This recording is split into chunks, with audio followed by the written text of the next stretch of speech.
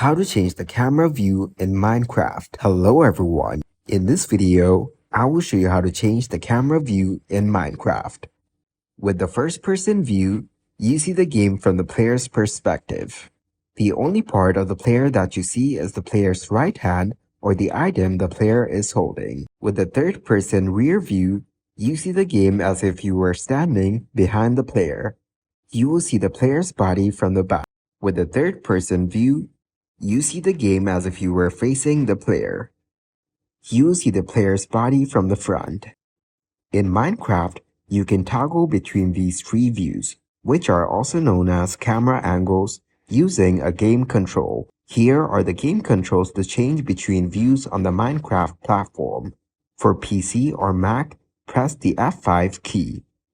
For the Pocket Edition, pause the game, go to the settings, select the video button, and change the camera perspective setting. For PS3, PS4, Xbox 360, and Xbox One, press down on left stick.